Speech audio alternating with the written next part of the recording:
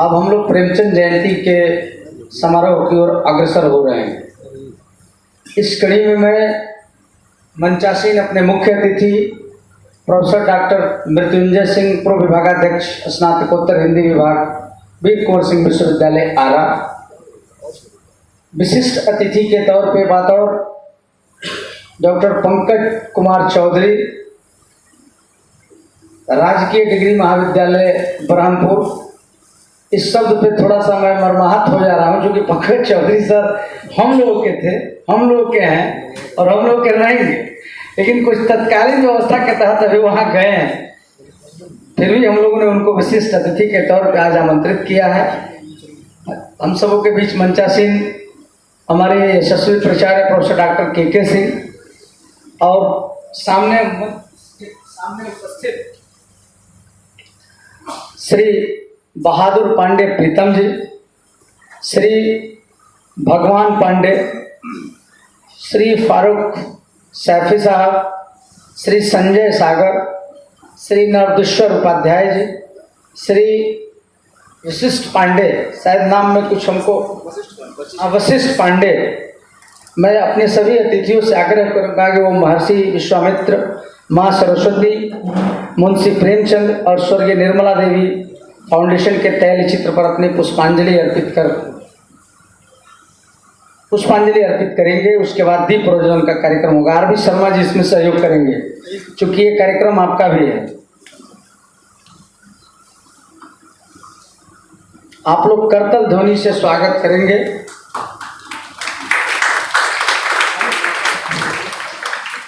राष्ट्रबिहारी Sharma sir, आप पुष्प दीजिए दीप प्रज्वलन करा के।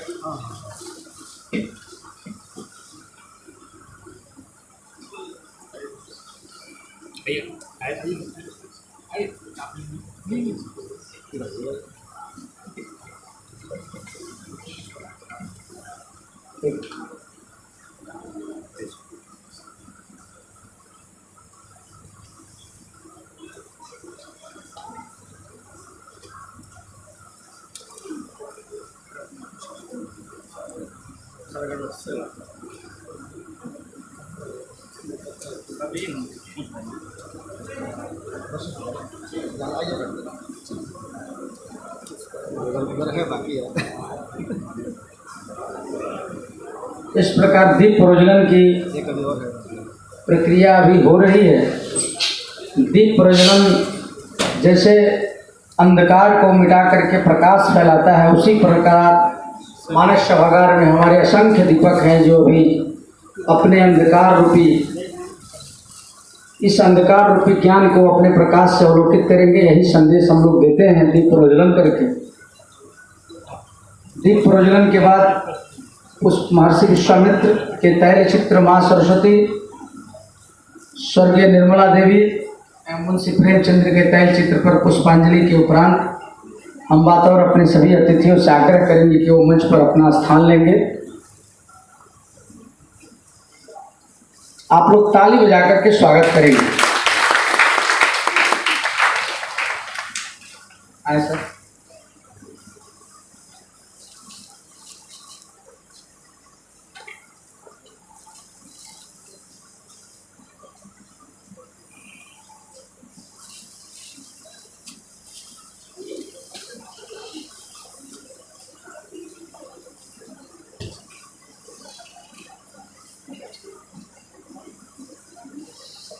अब मैं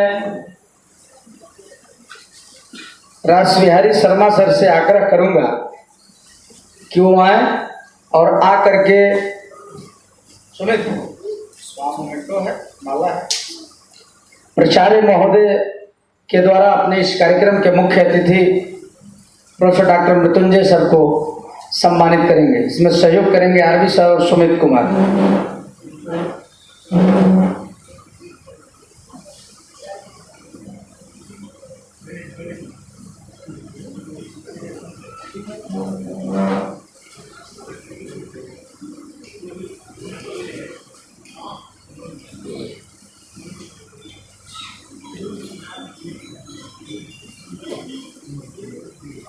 इसमें पंकज सर भी सहयोग करेंगे। आप लोग ताली बजा करके स्वागत करेंगे। ताली में कटौती नहीं करिए।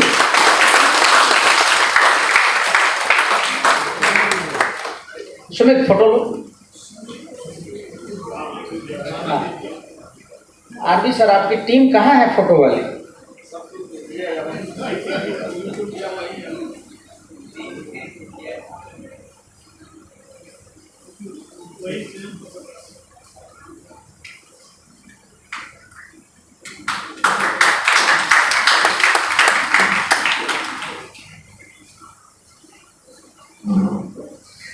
अब मैं आरबी शर्मा सर से निवेदन करूंगा कि वो अपने प्राचार्य महोदय का स्वागत करेंगे।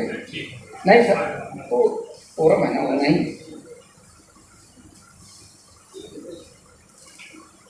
दो ही दीजिए ना। आप लोग ताली बजा करके स्वागत करेंगे।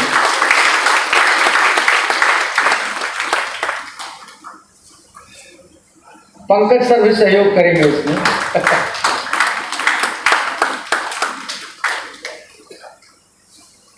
अब मैं सुजीत सर से आग्रह करूंगा कि वो हमारे विशिष्ट अतिथि डॉक्टर पंकज सर का स्वागत वंदन करेंगे पुष्पगुच्छ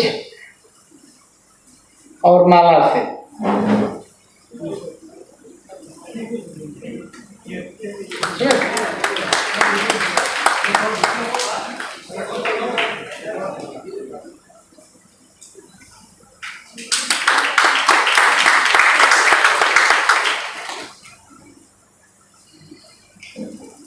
आरबी सर,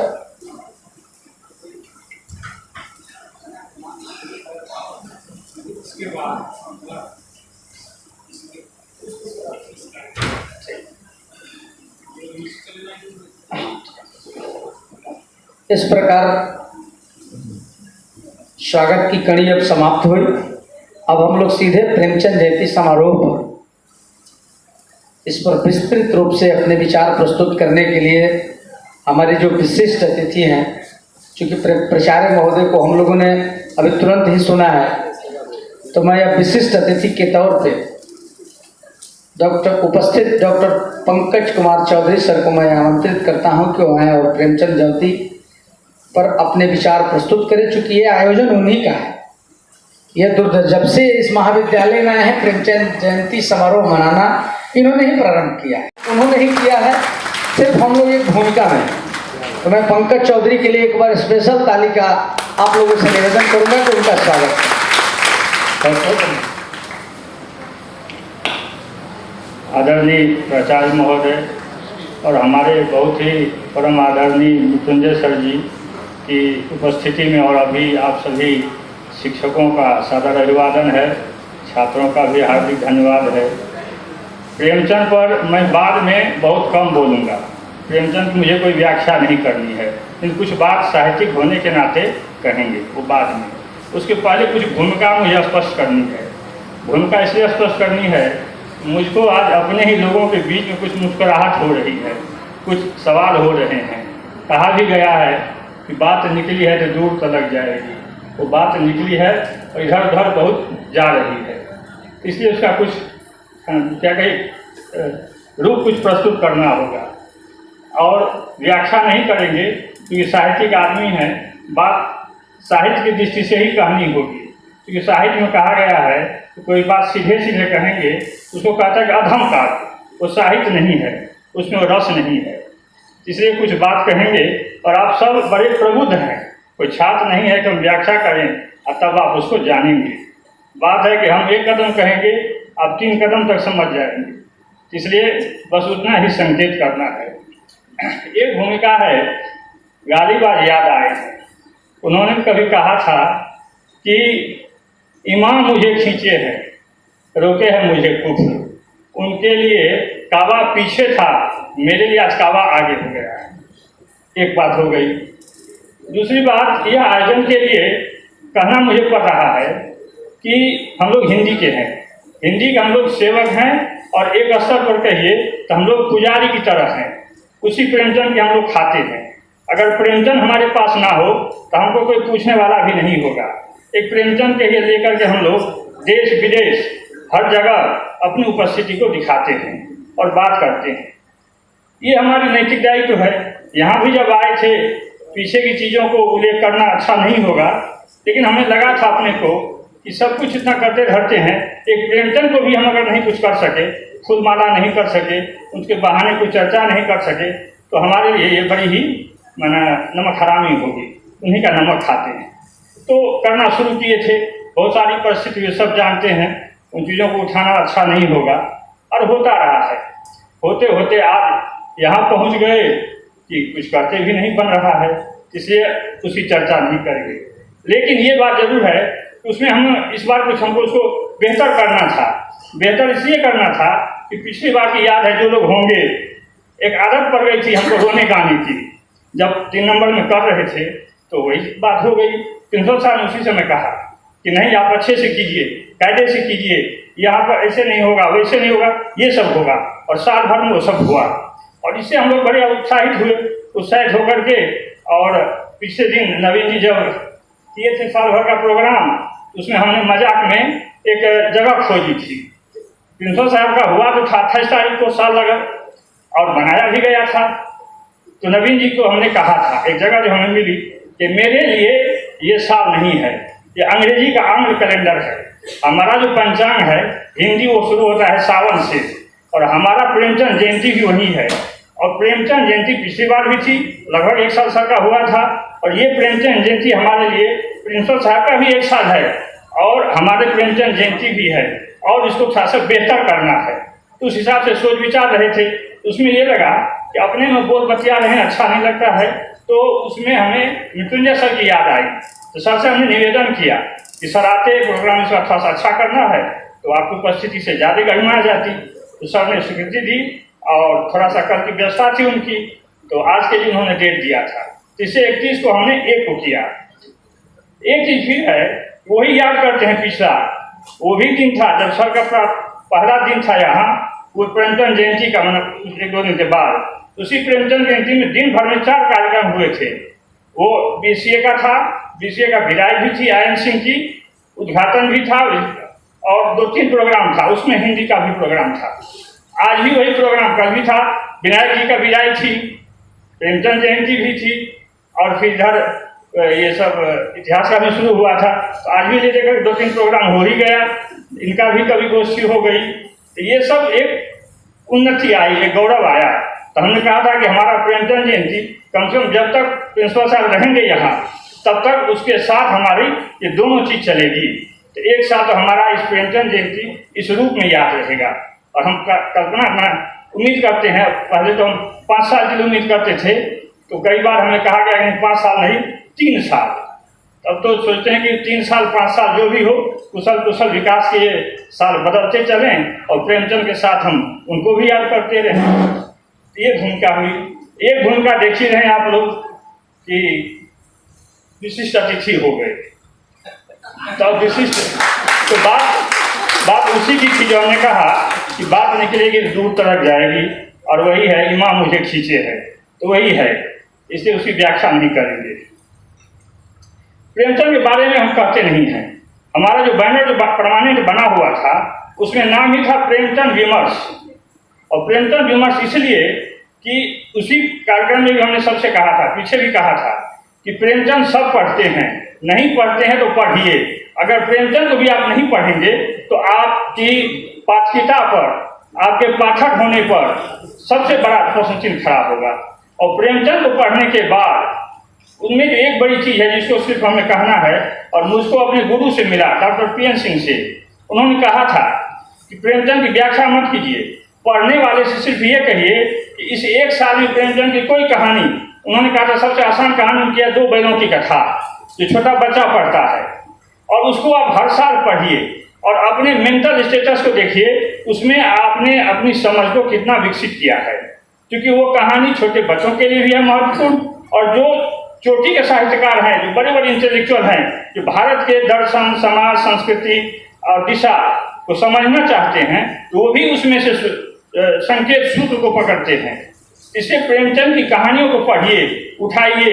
और 2 चीज़ देखिए, बहुत हुआ है आलोचना के दिन में कि दलित और स्त्री विमर्श, हिंदी आलोचना में बहुत चर्चा हुई, बहुत लोग आए, चर्चा हुई, ठंडी हो गई, आज भी प्रेमचंद के कर काठी के स्त्री रचनाकारों के स्त्री जीवन को और दलित जीवन को, किसान मजदूर पर तो उनके बराबर कोई आया ही नहीं, वो तो प्रतिनिधि है ही, लेकिन इस दोनों के रूप में भी प्रेमचंद की जो प्रतिष्ठा है, जो सोच है, जो स्थापना है, जो चित्रण है, उसकी बराबरी में कोई नहीं आया।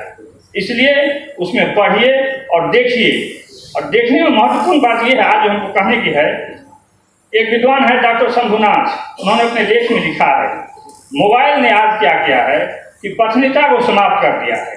अब पत्नीता के समाप्त होने से क्या होता है कि व्यक्ति के जो चिंतन है, सोच है, समझ है और अंत में जीवन शैली है, वो समाप्त हो जाती है, खत्म हो जा रही है। तो जब आपकी जीवन शैली खत्म हो गई, जब आपका पारिवारिक व्यवहार बिगड़ गया, तो आप लाख धनवान हैं, लाख पद पर हैं, सब कुछ हैं, तो आपके जीवन को सुखी रहने नहीं देगा। इसलिए जरूरी है कि आप पढ़िए, ठहर कर सोचिए और सोचने के बाद अपनी समझ को विकसित कीजिए। और विकसित करने में प्रेमचंद की रचना आज भी किसी से ज़्यादा कारगर है। इसलिए कोई भी रचना आप उनको उठाइए, उपन्यास तो बड़ी चीज़ हो जाएगी, जब बहुत हिम्मत करेंगे तब उनको उपन्यास को पढ़ेंगे। कोई कहानी को उठा के पढ़ जाइए, प्रेमचंद से आसान और प्रेमचंद से महान कोई दूसरा नहीं है। अब उनकी जगह पर दूसरे हैं तुलसीदास। तुलसीदास में दिक्कत ये है कि उनकी कविता है, कविता के मन को समझना इतना आसान नहीं होता, व्यापकता तो बहुत हो जाती है, लेकिन प्रेमचंद के साथ वही चीज़ है, आप पढ़ेंगे, आप समझेंगे, और समझेंगे तो जैसे जैसे आपका स्तर बढ़ता जाएगा, आपके स्तर को भी बढ़ाएगा, उसकी चीज़ को रास्ता भी देगा और मार्गदर्शन भी करेगा, समझदारी को विकसित करेगा।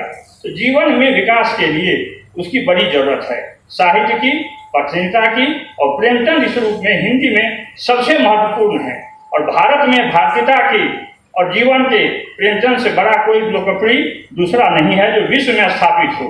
भारत में तो है ही, एक छोटा बच्चा से लेकर ऊपर तक। इसी रूप में हम लोगों ने कहा था कि प्रेमचंद जयंती मनाते रहेंगे, अपने बच्चों में, अपने बुद्धिजीवियों में और खास करके शिक्षकों में जो साहित्य से दूरी बनती जा रही है, लोग उसको भूलते जा रहे हैं, तो थोड़ा इस बहाने रिन्यूअल होता रहेगा।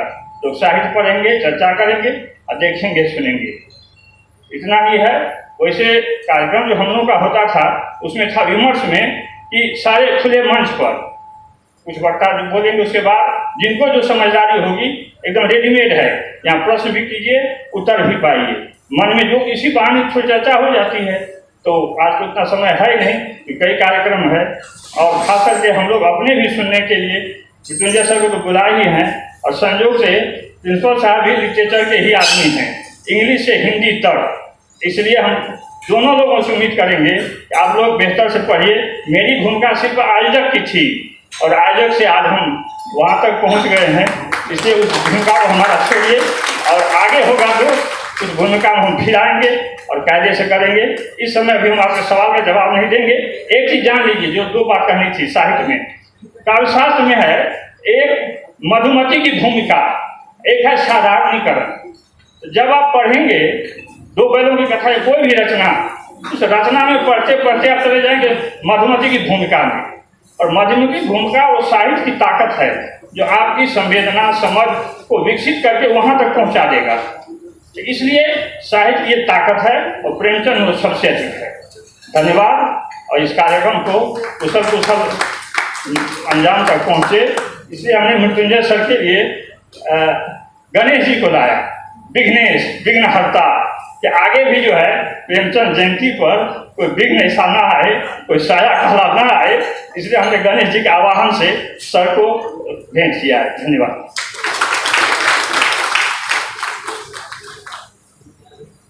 बहुत बहुत धन्यवाद सर। जैसा कि आपने इतिहास विभाग का जिक्र किया, इतिहास विभाग अपने इतिहास को दोहराता है। पिछली बार भी प्रेमचंद जयंती समारोह में हम लोगों ने आपको बड़ी भूमिका दी थी, और आज भी आपके इस जयंती समारोह में मेरा विभाग एकदम अचल है और अडिग है, सामने दिख रहा है। जिस प्रकार आपने मुंशी प्रेमचंद भारतीय साहित्य के अमर कथाकार के जयंती पखवाड़े में हम लोग उनके विनम्र श्रद्धांजलि के रूप में आज इस सभागार में हैं कि उनको जानने का, उनको सुनने का एक समय है। जिस प्रकार में उन्होंने अपनी कहानियों और उपन्यासों से सामाजिक विषमता, गरीबी, शोषण और मानवीय संवेदनाओं को सशक्त अभिव्यक्ति दी थी, जो उनकी रचनाएं आज भी प्रासंगिक है। हमारे विशिष्ट अतिथि ने वातावरण पर बड़ा अच्छा प्रकाश डाला, इसके लिए कोटिशा धन्यवाद। अब मैं इस कड़ी में अपने प्राचार्य महोदय को आमंत्रित करूंगा। जैसा कि हमारे विशिष्ट अतिथि ने कहा कि वो भी लिटरेचर के ही हैं, तो हम लोग थोड़ा उनको भी सुने, क्योंकि आज प्रेमचंद जी को सुनने का एक बड़ा माकौल समय है। इस बीच में यदि हमारे इतिहास स्नातकोत्तर हिंदी विभाग के शिक्षक या विभागाध्यक्ष महोदय यदि उपस्थित हो तो आकर के मंच पर अपना स्थान लें। अब मैं प्राचार्य महोदय को आमंत्रित करता हूँ, आप लोग ताली बजा करके स्वागत करेंगे।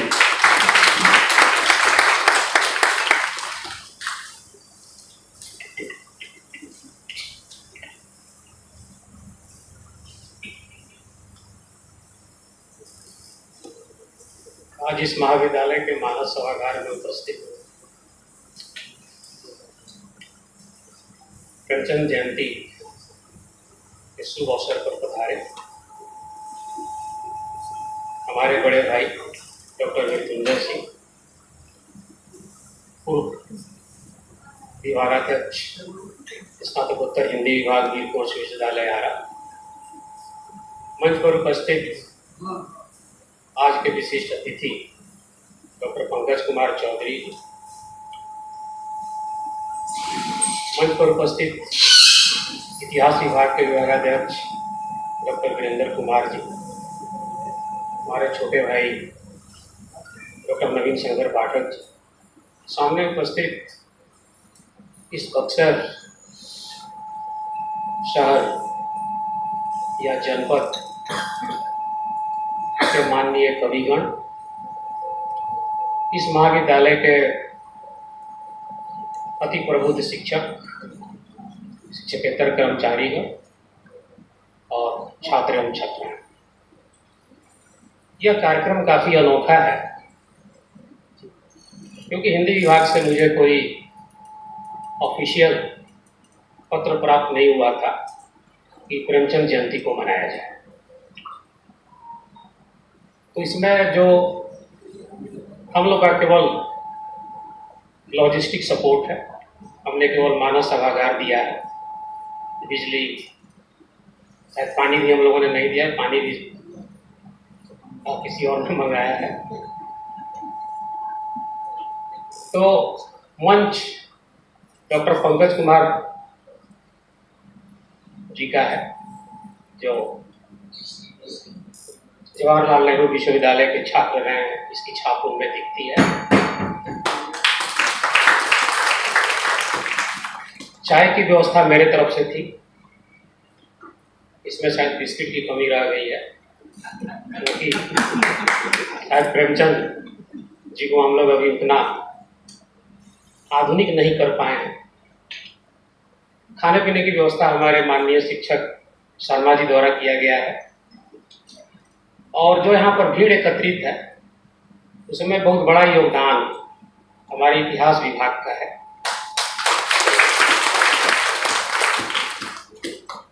तो ये संगम है एक तरह का। प्रेमचंद जयंती के उपलक्ष्य में आज मुझे आप सभी का स्वागत करने का मौका मिला है, इसके लिए मैं धन्य हूँ। और मैं बार बार यही कहता हूँ कि आज मेरी जो छोटी हिंदी है, हिंदी की जो मेरी छोटी बहुत नॉलेज है, उसमें शांति प्रसाद जैन महाविद्यालय हिंदी विभाग का बहुत खास योगदान है, क्योंकि मैं अंग्रेजी का वहाँ प्राध्यापक था लगभग 20 वर्षों तक। हिंदी विभाग में मैं अपने अग्रजों को तंग करने के लिए जाया करता था। हमसे लोग काफ़ी परेशान रहते थे, क्योंकि मैं अपने गांव में रामधारी सिंह दिनकर की कविताओं का पाठ करता था, और हमारे गांव के लोग, हमारे बाबा चाचा लोग काफ़ी ध्यान से सुनते थे, उनको शायद अच्छा लगता होगा। तो प्रेमचंद को हम आधुनिक समाज में कैसे समझें, और मुझे ऐसा लगता है कि आज का प्रेमचंद साहित्य हाशिए पर के हैं। कहीं इसमें पॉलिटिक्स घर तो नहीं कर गया, या राजनीति से बंधे होकर जिस चश्मे से हम प्रेमचंद को देखते हैं, वहाँ पे प्रेमचंद आज के समीकरण में कोई अपना खास जगह नहीं बना पाते।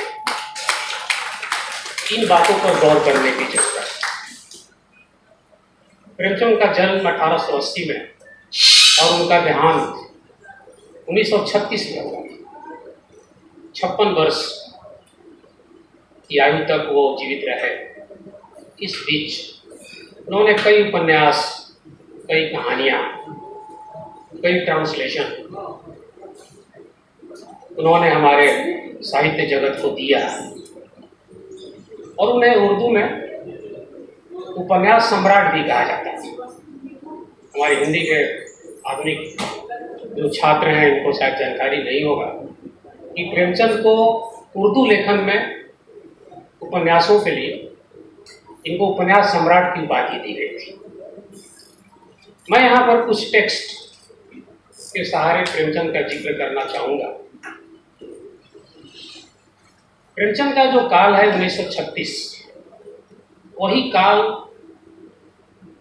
पूरे संसार में या पूरे भारत में दलित और स्त्री विमर्श का भी है। अगर आप दलित विमर्श देखें तो उसी अराउंड शुरू होता है। मैं यहाँ पर केवल 2 टेक्स्ट लूँगा, 2 उपन्यास अंग्रेजी का, एक मुल्कराज आनंद का अनटचेबल और उन्हीं का कूली। इन 2 उपन्यासों में दलित चेतना, वास्तव में भारतीय संस्कृति में दलितों की क्या वेदना थी, किस प्रकार उनकी कारुणिक मार्मिक स्थिति का वर्णन इन दोनों उपन्यासों में किया गया है। इसकी तुलना जब हम उस समकालीन प्रेमचंद की कहानियों से करते हैं, आप उनका कफन पढ़ें, पूस की रात पढ़ें, गोदान पढ़ें उपन्यास, तो आपको झलक दिखाई पड़ेगी ये अंग्रेजी के उस समय के भारतीय साहित्यकारों और प्रेमचंद में कोई फर्क नहीं था। उस समीकरण में दोनों साथ साथ चल रहे थे, क्योंकि अनटचेबल में उसी मार्मिक कथा या गाथा का वर्णन, दलित का एक बेटा हॉकी के एक मैच में जब एक गोल कर देता है तो खुशी के बदले उस ग्राउंड में मातम छा जाता है कि दलित ने कैसे गोल कर दिया। इतनी मार्मिक और इस तरह का चित्र प्रस्तुत करने में उस जमाने के भारतीय अंग्रेजी साहित्यकार भी सफल हुए। प्रेमचंद ने चिकोहिया पढ़ी कि कैसे भुने हुए आलू खाने के लिए कि कौन ज़्यादा न खा जाए, एक बहू का लाश जो कमरे में पड़ा हुआ है, बाप बेटा कफन खरीदने के लिए जाते हैं। कफन के बदले आलू खरीद के लाते हैं क्योंकि वो कई दिनों से भूखे थे। उन्होंने सोचा कि कुछ ताकत आ जाए, तब इस बहू की लाश को कंधे पर टांगकर हम शमशान की तरफ ले जाएंगे। तो ऐसी मार्मिक वर्णन प्रेमचंद जैसा व्यक्ति ही कर सकता है, क्योंकि उन्हें ग्रामीण ही नहीं बल्कि शहर में रहने वाले उन आडंबरी व्यक्तियों के बारे में भी मालूम था जिनके चरित्र को भाली भांति समझते थे। क्योंकि साहित्य कंपैरिजन का होता है, कोई भी साहित्य का अध्ययन बिना आप कंपैरेटिव अध्ययन के नहीं कर सकते, बिना तुलना के नहीं कर सकते। अगर उनका स्त्री विमर्श देखा जाए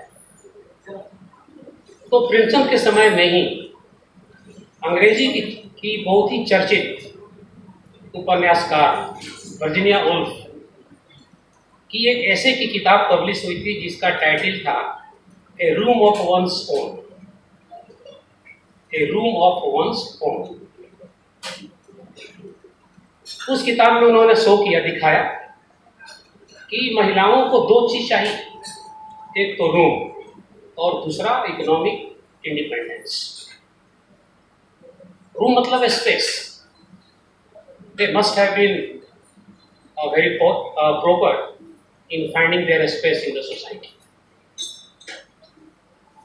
तो केवल रूम और उनका इकोनॉमिक इंडिपेंडेंस होने से ही उनके अंदर कुछ करने का प्रभाव उत्पन्न नहीं हो सकता जब तक महिला के अंदर खुद की चाह और खुद का प्रभाव उत्पन्न करने का मादा नहीं होगा। तो विमर्श आते जाते रहते हैं, वही विमर्श कंटिन्यू करते हैं जिनके बारे में मनुष्य सोचता है। इसी तरह से अगर उस जमाने के ही प्रेमचंद के जमाने में ही अंग्रेजी साहित्यकार भारत के आर के नारायण जो बहुत चर्चित नॉवेलिस्ट थे, उनका एक नॉवेल प्रकाशित हुआ था द डार्क बुक।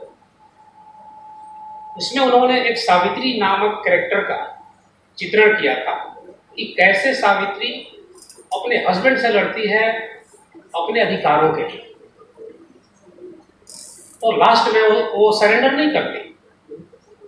वो कहती है कि मैं इस घर में इसलिए हूं क्योंकि मेरे बच्चे हैं, अगर मेरे बच्चे नहीं होते तो मैं इस घर में नहीं रहता। तो इन उदाहरणों से हमको समझना पड़ेगा कि कैसे प्रेमचंद का दलित और स्त्री विमर्श आगे चलकर भारतीय सभ्यता और संस्कृति का एक मानक बना। अगर हम आधुनिक उपन्यास में देखें जो खासतौर पर सन 2000 के बाद पब्लिश हुए हैं, उसमें 2 उपन्यास अंग्रेजी के काफ़ी चर्चित हैं और दोनों एक ही राइटर द्वारा लिखे गए हैं, द फॉरेस्ट ऑफ इंचेंटमेंट और the palace of illusions. Chitra Banerjee के चित्रा बनर्जी ने अपने उपन्यास द फॉरेस्ट ऑफ इंचेंटमेंट में लिखा है कि ये रामायण नहीं होना चाहिए था बल्कि सीतायन होना चाहिए था, क्योंकि इसमें राम के चरित्र को नहीं बल्कि सीता के चरित्र को प्राथमिकता दी गई है और रामायण के केंद्र में सीता है। सब कुछ सीता के इर्द गिर्द होता है, वो लंका पे चढ़ाई हो, युद्ध हो या जो भी। तो समाज को अपनी पर्सपेक्टिव बदलने की जरूरत है। ठीक उसी प्रकार उन्होंने अपने उपन्यास द पैलेस ऑफ इल्यूजन्स में महाभारत को द्रौपदी के एंगल से समझने का प्रयास किया है कि ठीक है पांडव और कुरु तो थे, लेकिन वहां पे गंधारी और द्रौपदी जैसी महिलाओं का क्या पोजीशन था, इनका विमर्श क्या था, इनकी प्रकृति क्या थी, इनकी चाह क्या थी, इनके एम्बिशंस क्या थे। तो जरूरत है साहित्य को साधने का, और जब तक हम साहित्य को एक भाषा में केवल बांधे रखेंगे साहित्य का विकास नहीं होता है। अगर आप साहित्य का कंपैरिजन, क्योंकि साहित्य का महत्व वैश्विक होता है, कहने को तो आज हम एक ऐसे संसार में रहते हैं, ऐसे ब्रह्मांड में रहते हैं, वैश्वीकरण के युग कहा जाता है, ग्लोबलाइजेशन। लेकिन क्या हमने अपने साहित्य को ग्लोबलाइज किया? क्या हमने अपने साहित्य को ग्लोबल लेवल पे रखकर इसको जांचने परखने का काम किया? तो मुझे लगता है कि डॉक्टर मृत्युंजय सिंह भी शायद हमारी बातों से थोड़ी बहुत सहमत हो। हमने अभी तक उसका प्रयास नहीं किया है कंपैरिजन एंड कॉन्ट्रास्ट करने का। तो जरूरत है इन चीज़ों को सही से देखने का, एक अलग पर्सपेक्टिव में देखने का। एक चर्चा आती है सीरियल विंडो, इपिक सावित्री। इस इपिक का नाम वो सत्यवान भी रख सकते थे, क्योंकि ये कथा है सावित्री और सत्यवान की, परंतु उन्होंने इस महाकाव्य का नाम उन्होंने सत्यवान नहीं रखा। क्यों सावित्री रखा? क्योंकि जननी सेंटर में रहती है और जननी का महत्व समाज में हमेशा बना रहता है। तो प्रेमचंद ने इसी को समझकर ये ग्रामीण परिवेश के कथानक को समाज में उन्होंने सामने लाया और कहा कि ये जो जीवन है, ग्रामीण जीवन, ये सत्य का खोज कराता है और यह शहर के जीवन से काफी दूर है, जहां आडंबर उसके केंद्र में रहता है। तो मैं चाहूंगा कि आज हमारे बीच पधारे डॉक्टर मृत्युंजय सिंह, जो हिंदी के प्रख्यात समालोचक हैं, आलोचक हैं और जवाहरलाल नेहरू यूनिवर्सिटी विश्वविद्यालय जैसे प्रतिष्ठित विश्वविद्यालय से इन्होंने अपना शिक्षा ग्रहण किया है। इस मौके पर हमारे इन चंद सवालों का जवाब के साथ साथ आज हमारे श्रोताओं के बीच उत्पन्न भाव को समझते हुए अपने व्याख्यान को अंजाम देंगे। बहुत बहुत धन्यवाद।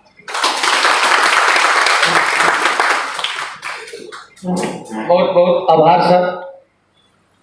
जिस प्रकार आपने भारतीय साहित्य के विविध आयामों पर अपने विचार प्रस्तुत किए, जिस प्रकार से भारतीय साहित्य ने असमानताओं को दूर करने के लिए जो अपनी लेखनी से हमारे लेखकों ने प्रयास किए, हमारे प्राचार्य जी ने अभी एक बड़ा यक्ष प्रश्न दिया है कि साहित्य को वैश्विक पटल पर कैसे स्थापित किया जा सके। इस संदर्भ में इस प्रश्न का उत्तर हम लोग अपने मुख्य अतिथि सह मुख्य वक्ता से सुनेंगे। अब मैं सीधे मंच पर आमंत्रित करता हूं अपने मुख्य अतिथि प्रोफेसर डॉक्टर मृत्युंजय सिंह, पूर्व विभागाध्यक्ष स्नातकोत्तर हिंदी विभाग। आप लोग ताली बजा करके स्वागत करेंगे।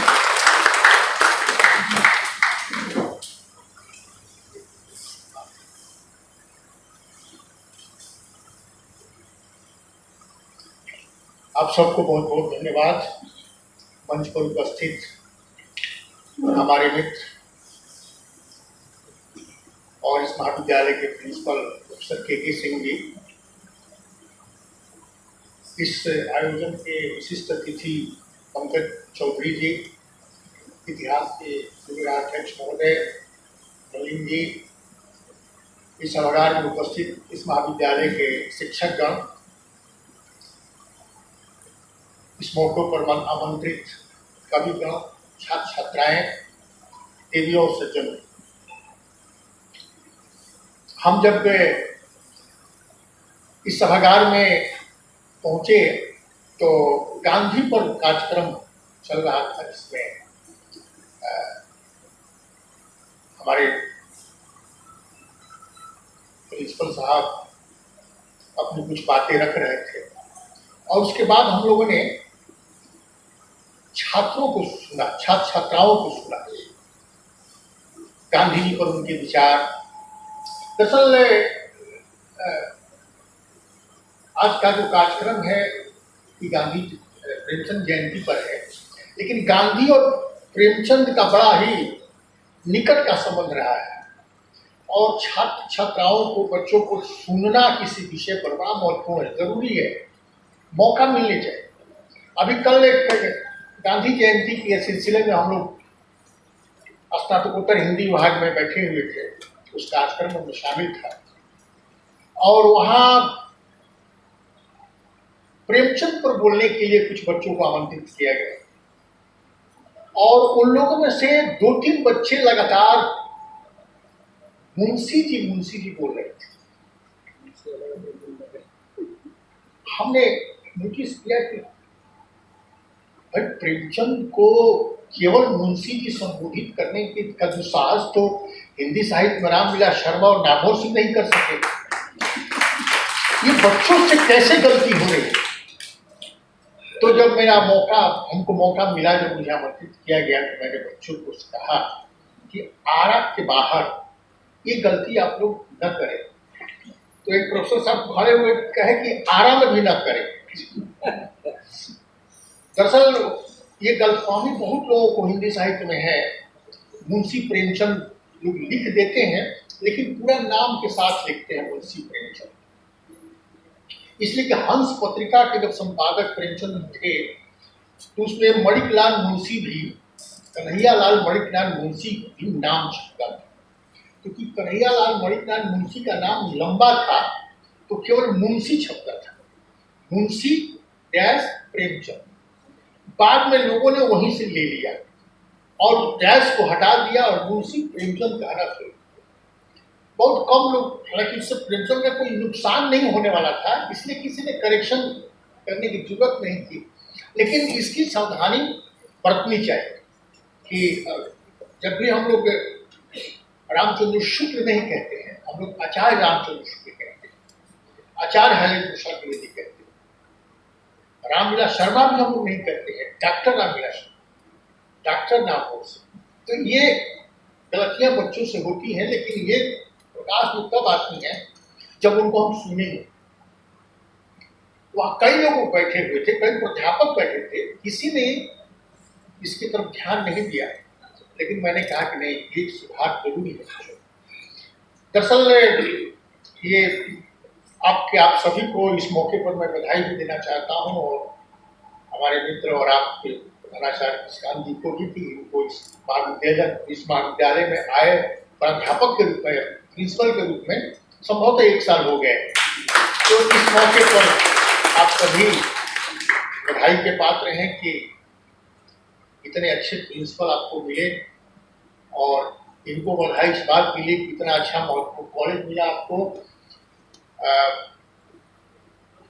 आप लोग व्हाट्सएप पे पढ़ते होंगे, आरा में कुछ प्रिंसिपल हैं, उनके साथ क्या क्या कैसे कैसी चीज़ें हैं, और प्रिंसिपल एक ऐसा पद है जिससे कोई ना कोई शिकायत किसी न किसी को होती है, और स्वाभाविक भी होनी भी चाहिए।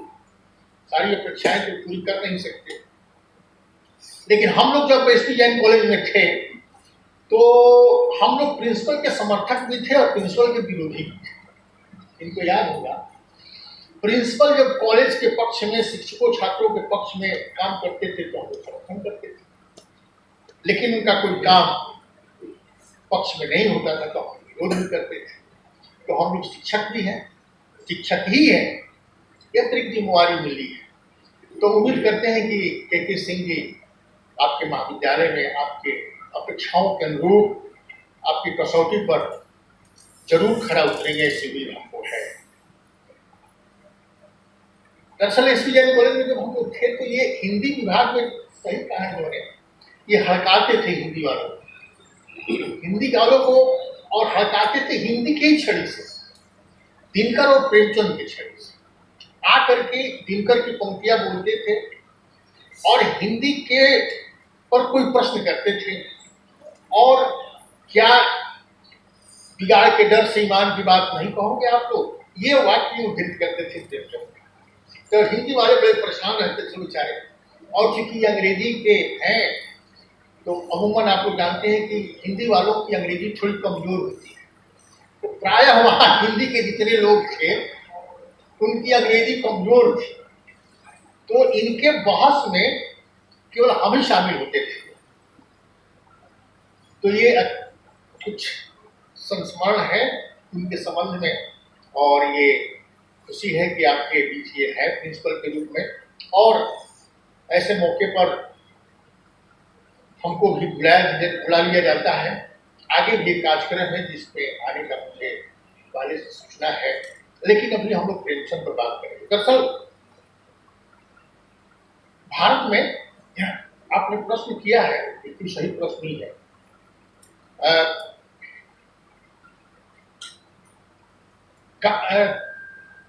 कबीर और तुलसी के बाद, संपूर्ण हिंदी साहित्य में कबीर और तुलसी के बाद तीसरा कोई ऐसा लेखक है जिसको इतनी लोकप्रियता मिली, वो प्रेमचंद है।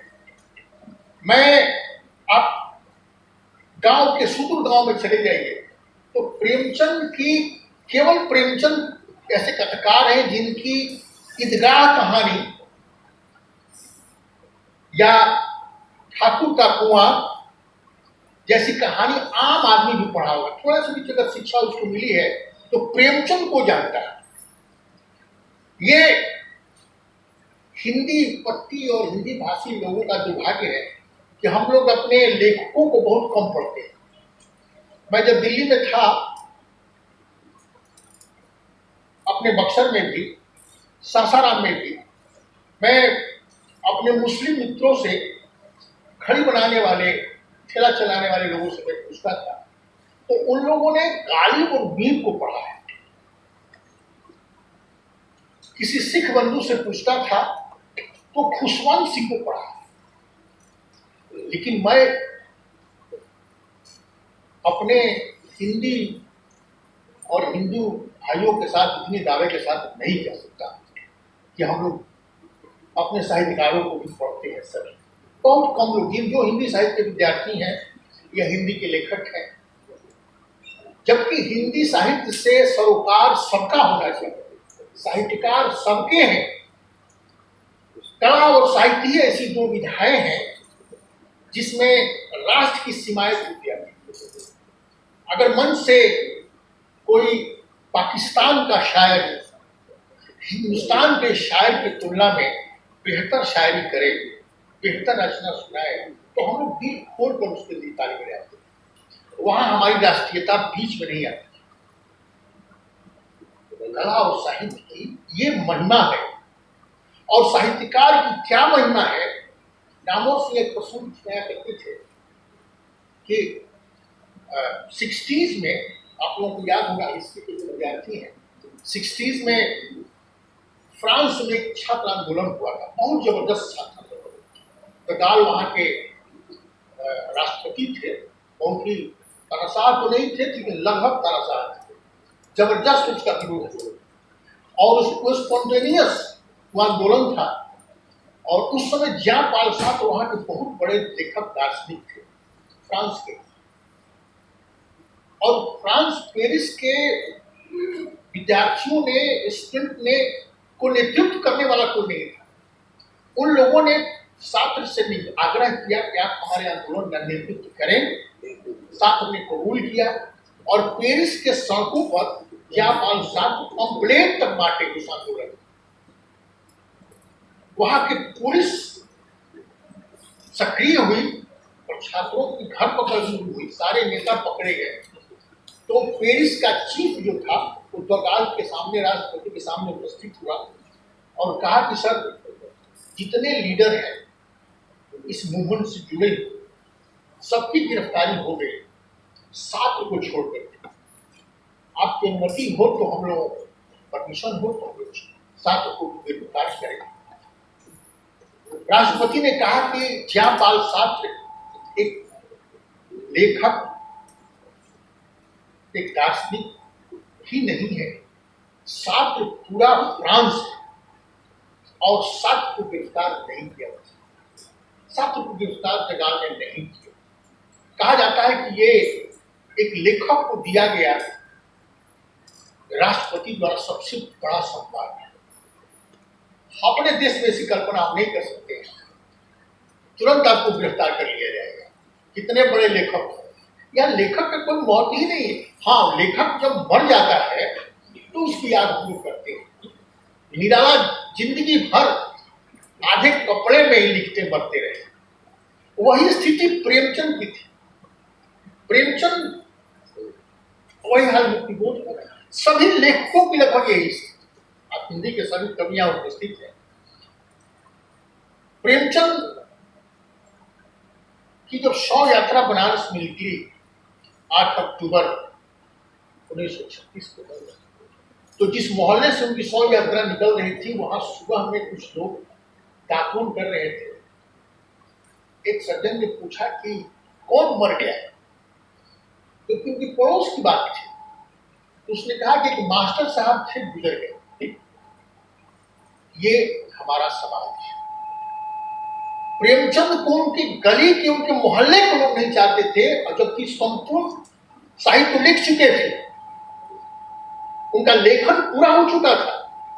56 साल में उनका देहावसान हुआ, लेकिन उस मोहल्ले के, उस गली के लोग नहीं जानते थे कि एक बहुत बड़ा साहित्यकार का देहावसान हुआ। ये गति दुर्गति हम लोगों की साहित्य है। ये लगाव, कोई संपर्क ही नहीं है साहित्य से, ना उसके प्रति कोई सहानुभूति है। लेखकों की बात ही छोड़ दीजिए। मुक्तिबोध तक ये निरालापन, साहित्यकारों के प्रति सरकार की तरफ से कोई सहयोग अपेक्षा ही नहीं।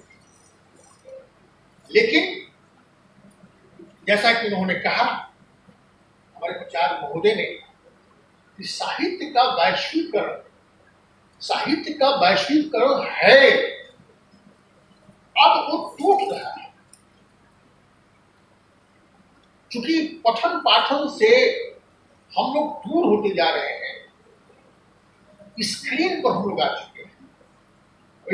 पश्चिम में एक आंदोलन ही चला है लोगों को किताब से जोड़ने की। किताब से हम लोग दूर हुए और किताब से जितना दूर हुए हैं उतना साहित्य से दूर हुए, कला से दूर हुए। ये दूरी बढ़ती जा रही है। प्रेमचंद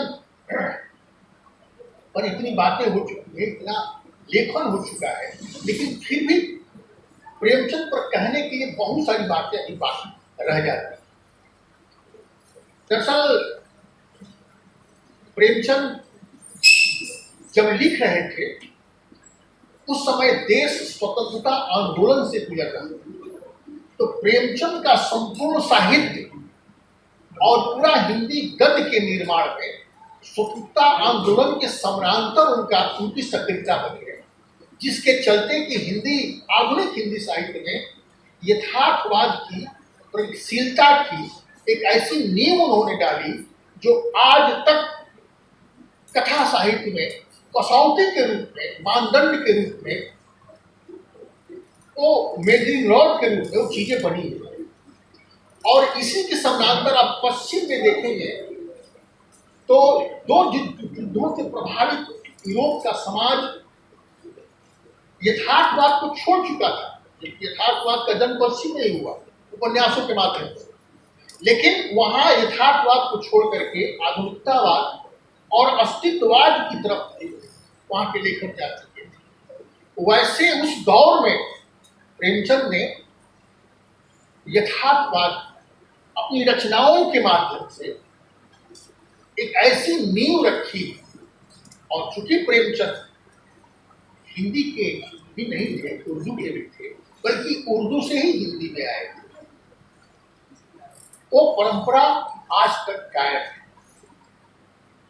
हिंदी उर्दू के लेखक होने के नाते 1908 का जो वर्ष है, सन 1908 का बड़ा महत्वपूर्ण माना जाता है। 1908 में सोजे वतन उनकी कहानी संकलन का प्रकाशन हुआ था, जिसको उसके जिला अधिकारी ने उनके पूरे यहाँ जो शिक्षक थे गोरखपुर के, वहां उनको बुला करके और प्रताड़ित किया, अपमानित किया, उनको बल्कि डांटा प्रेमचंद को। ये रचना कि आपने की है सोजे वतन, इस तरह का राष्ट्र प्रेम की कहानियां थी।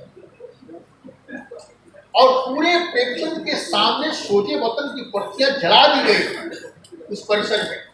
तो उस सोजे वतन के राख से प्रेमचंद का जन्म, अन्यथा वो उर्दू में नवाब राय के नाम से लिखा करते थे। तो इस तरह से हिंदी और उर्दू दोनों भाषा साहित्य की बुनियाद भी और बुलंदी भी प्रेमचंद है हिंदी साहित्य में। प्रेमचंद की जितनी रचनाएं हैं, दरअसल स्क्रीन से पढ़ने का दुष्परिणाम क्या होता है, और जैसा कि व्हाट्सएप से, नेट से, कल बराबर बच्चे कह रहे थे 1.5 दर्जन उपन्यास प्रेमचंद ने लिखे। 1.5 दर्जन में सुनते सुनते थक गया। प्रेमचंद के 1 दर्जन उपन्यास हैं, 1.5 दर्जन उपन्यास केवल 12 उपन्यास है। 15 उपन्यास उनके, 16 उपन्यास नहीं है। लेकिन हमने कहा कि भाई बात कहाँ से रही है, तो हमने नेट पर देखा, उसमें लिखा हुआ है 1.5 दर्जन प्रेमचंद के उपन्यास। वहां से बच्चे सीधे सीधे लगे। तो ये इस दुष्परिणाम हो रहा है। जब तक हम प्रमाणिक ज्ञान, इसीलिए अपने विद्यार्थियों शोधार्थियों से कहता हूँ कि आप सूचना कहीं से लो, उसको प्रमाणित करो और ऑथेंटिक करो। तो प्रमाणित है कि नहीं, अगर ऑथेंटिक नहीं होगी तो उसका उपयोग आप न करें। तो ये किताब से हटने के दुष्परिणाम है। प्रेमचंद ने अपने उपन्यासों के माध्यम से भारत की जितनी भारतीय समाज की विकृतियां थी, समस्याएं थी, वो बाल विवाह हो, विधवा विवाह हो, गरीबी हो, जाति हो, जातिवाद हो, इस तमाम समस्याओं को लेकर के प्रेमचंद ने अपनी कहानी भी लिखे और उन्हें उपन्यासों को लिखा। पश्चिम उपन्यास जैसी विधा का जन्म मध्य वर्ग के लिए हुआ। यह मध्य वर्ग का महाकाव्य कहा जाता है इंग्लिश में। उस उपन्यास विधा को प्रेमचंद ने किसान जीवन का महाकाव्य बनाया।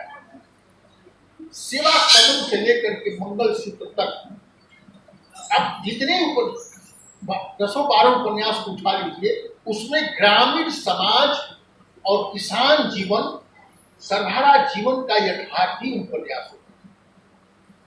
उनका जो सबसे महत्वपूर्ण उपन्यास जो माना जाता है गोदान, जिसके केंद्र में होरी है। होरी का पूरा जीवन एक किसान जिसका शोषण उस समय 36 जब देश गुलाम था तो 3 तरह से उसका शोषण हो रहा था। एक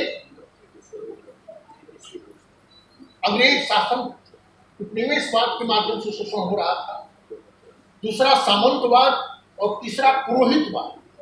इन तीनों का शोषण किसान का कैसे होता है हमारे समाज में, इसका यथार्थ और सच्चा चित्रण गोदान उपन्यास है। और गोदान का जो होरी है, अच्छा ये बड़ी कमाल की बात है कि प्रेमचंद के विरोधी तब भी थे और आज भी है। प्रेमचंद के उपन्यासों और कहानियों में जो यथार्थ है भारतीय समाज का, तो दलित जीवन, मजदूर के जीवन, गरीब का जीवन के यथार्थ को उन्होंने रखा है। और उस समय भी लोग कहा करते थे कि प्रेमचंद घृणा के प्रचारक हैं।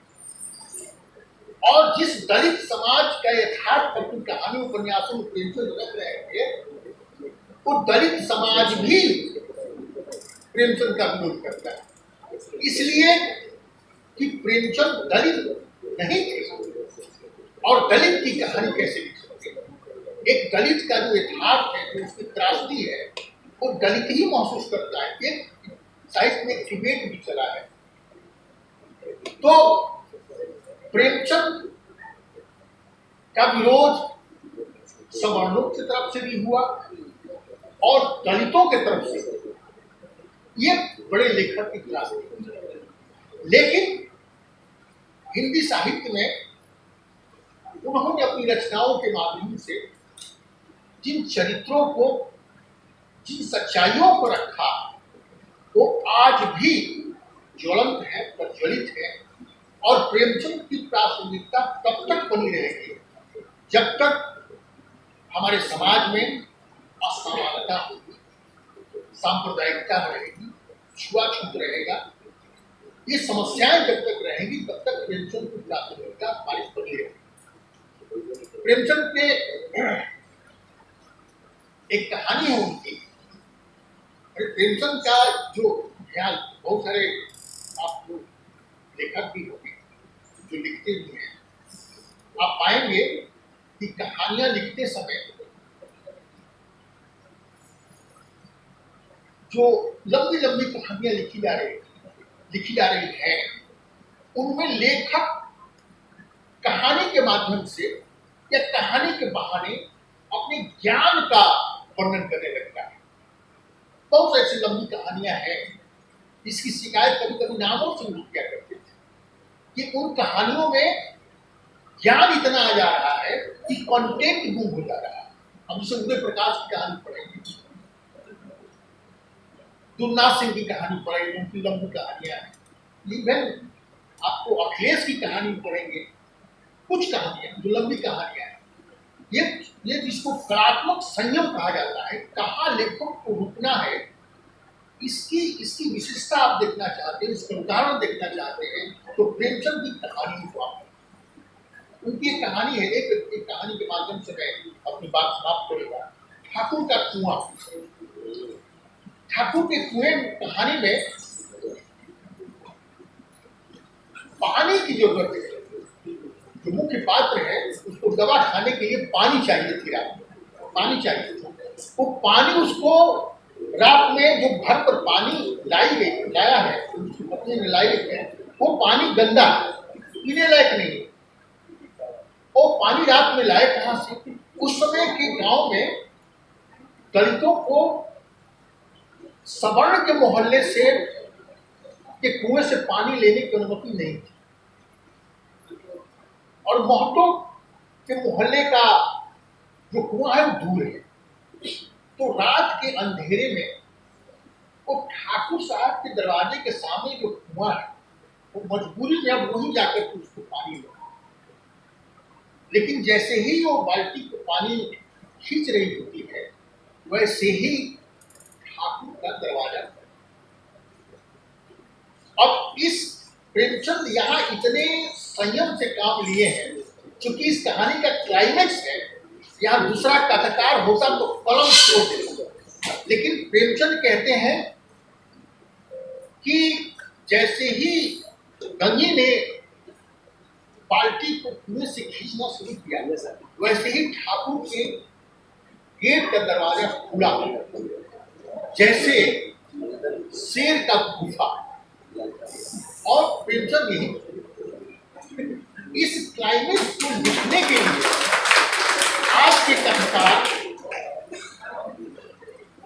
2-3 पेज तो लिख ही दें कि उस दरवाजे को रात में खुलने के बाद क्या क्या महसूस की गंगी ने, क्या क्या प्रतिक्रियाएं हुई, और उसमें तमाम तरह के अपने ज्ञान वहां प्रदर्शित करने का मौका है। लेकिन प्रेमचंद इतने संयम से काम लेते हैं, अपने पाठकों के समझदारी पर प्रेमचंद को इतना विश्वास है कि हमारे ये लिखने के बाद पाठक समझ जाएगा उसकी भयावहता, उसके भय। तो ये आपको संयम, ये रचनात्मक संयम आज के लेखकों में कम है। वो चाहते हैं कि हम जितना पढ़ें उतना उसका प्रदर्शन अपनी रचनाओं में करें, जबकि रचनाओं की अपनी कलात्मक सीमाएं होती हैं। उसमें जैसे कविता जो है, या कवि भी बैठे हैं, जैसे कविता के बारे में कहा जाता है कि टी.एस. एलियट ने कहा है कि कविता की जो कविताओं को जो छाया करती है ना, तो कविता का जो एक पैर है वो जमीन पर रहता है और एक पैर उसका हवा में नाचता रहता है, जिसको टी.एस. एलियट ने डांसिंग फीट कहा। तो कविता की अपनी एक अपनी कलात्मक ऊंचाई है। अब जब तक हम अपने उस मानसिक एक स्तर को प्राप्त नहीं कर लेते, तब तक हम कविता को समझ में नहीं पाएंगे। लोग कहते हैं कि तुलसीदास को समझ में नहीं आ रहे हैं। तुलसीदास के स्तर को अपने को जाना पड़ेगा। उसी तरह से कथा साहित्य में भी एक कलात्मक संयम की जरूरत होती है, लिखने के लिए भी और पढ़ने के लिए। तो प्रेमचंद ने अपने लगभग 300 कहानियों, 1 दर्जन उपन्यास, 3 नाटक और लगभग दर्जनों उनके अनुवाद हैं, और संपादकीय टिप्पणी और निबंध तो हमको लगता है कि 200 के आसपास हो। वे 3 या 4 वॉल्यूम में विविध प्रसंग के रूप में है। और मैं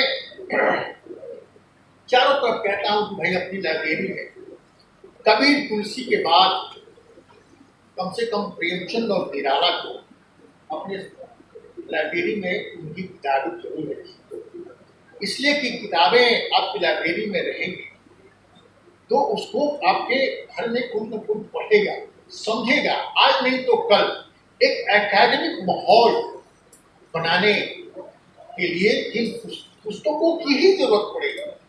टीवी से, मोबाइल से एकेडमिक माहौल हम लोग अपने घर में चाहे कॉलेज में नहीं बना सकते। इसलिए पुनः हम सबको किताब की तरफ विद्यार्थियों को और पाठकों को लौटने और लौटाने की जरूरत है। अभी क्योंकि प्रेमचंद ने के जैसे उनके जीवन के भी बहुत सारे डायमेंशन हैं, केवल लेखन से काम नहीं चलेगा। कविता कहानी महत्वपूर्ण है, कविता कहानी लिखिए, लेकिन जब तक वैचारिक परिपक्वता आप में नहीं है, तब तक आप अपने सामाजिक समस्याओं से, सत्ता से आप लड़ नहीं सकते। उसके लिए वैचारिक संपन्नता जरूरी है। और प्रेमचंद जितने सामाजिक यथार्थ से रूबरू थे, उन्होंने मार्क्सवाद को भी पढ़ा, तो उनके जो राष्ट्रीय अंतर्राष्ट्रीय घटनाएं घट रही थी उनके दौर में, उस पर उनकी टिप्पणियां हैं, क्योंकि अपने समय के सबसे जागरूक संपादक भी थे, पत्रकार भी थे। माधुरी, हंस, जागरण जैसी पत्रिकाओं का संपादन कर चुके थे। तो कविता कहानी के साथ साथ वैचारिकता को हासिल करना बहुत जरूरी है। जब तक आप विचारशील हम लोग नहीं होंगे, तब तक सामने वाले की या सत्ता की गलतियों को पकड़ना मुश्किल हो जाता है। इसलिए लेखक, बुद्धिजीवी जो होता है, वो उसकी जागरूकता बहुत जरूरी है। तो समाज को अपनी रचनाओं से वही लेखक जागरूक कर सकता है जो जनता के साथ खड़ा है। इसीलिए विश्व के जितने बड़े लेखक हैं, वो जनता के ही पक्ष में खड़े हैं, सत्ता के पक्ष में कोई खड़ा नहीं होता। और सत्ता के पक्ष में खड़ा होने लेखक प्रेमचंद नहीं हो सकते। प्रेमचंद होने के लिए जनता के पक्ष। बहुत बहुत धन्यवाद। इस मौके पर आप लोगों ने हमें आमंत्रित किया, सुना, इसके लिए पेश किया।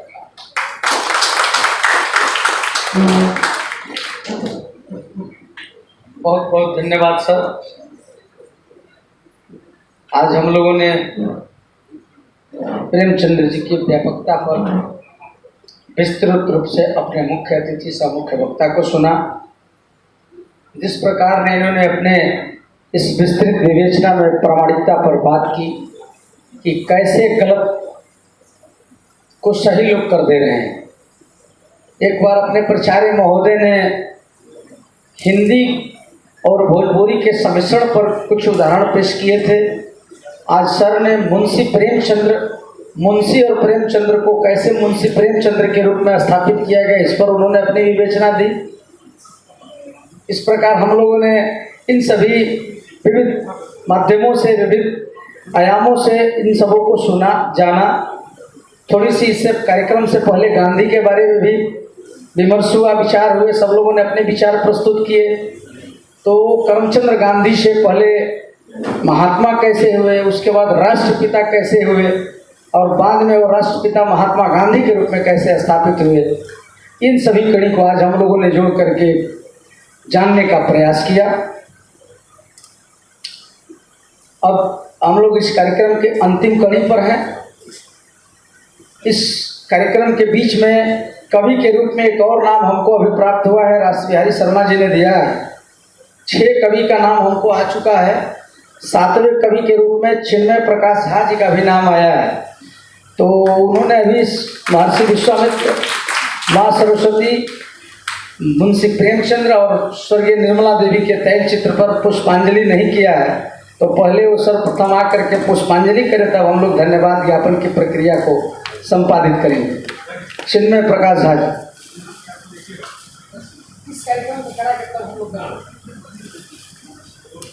आप लोग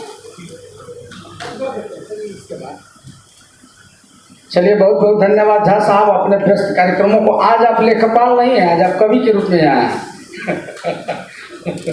हाँ, बैकग्राउंड बदल दीजिए। तो अब हम लोग कार्यक्रम को थोड़ा फेर बदल करते हैं, क्योंकि धन्यवाद ज्ञापन की प्रक्रिया थी। 3 कार्यक्रम आज होने हैं और हमारे जो श्रोतागण हैं वो बड़ा संयम से बैठे हुए हैं। उन लोगों को मैं सबसे पहले धन्यवाद ज्ञापित करता हूँ। अब मैं धन्यवाद ज्ञापन की प्रक्रिया को, जैसा कि हमारे प्राचार्य जी ने कहा कि इसको अंतिम में हम लोग ले चलेंगे,